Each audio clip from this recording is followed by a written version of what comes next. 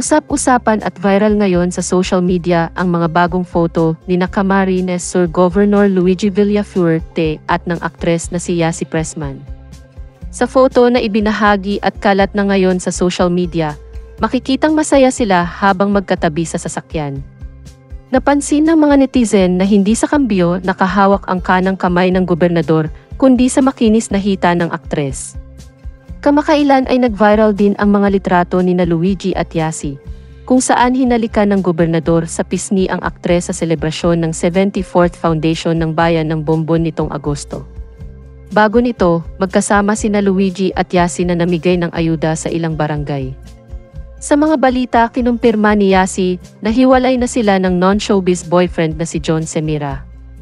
Sa isang Instagram post naman, sinabi ng aktres na hindi third party ang pinag-ugatan ng kanilang breakup. Samantala, may napabalita rin na bukod kay Governor Luigi ay malapit din ngayon ang aktres sa presidential son at Ilocos Norte Congressman Sandro Marcos. Kaya naguguluhan ang mga netizens kung sino ba kila Sandro at Luigi ang dinidate ngayon ni Yasi Pressman. Samantala, narito pa ang ilang mga sweet moments nila Yasi Pressman at Governor Luigi Villafuerte.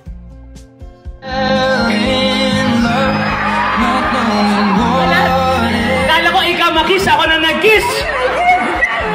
Ganda mo kasi na hindi ko na matiis. Sorry. Cut!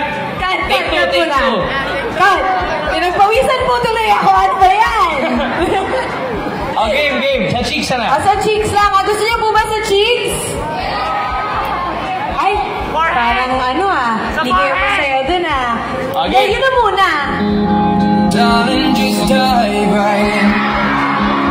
Follow my lead. Seram sana. Upakan po natin, Yasi Pressman.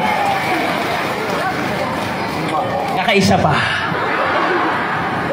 Siyempre, ngunyan magmapu kita, gabos, from the bottom.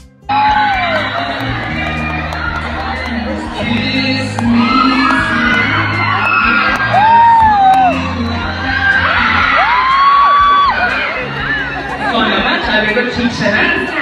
Ganito lang. Isa pa. Pagkakas dalawa. Isa pa music. Palapag naman dyan!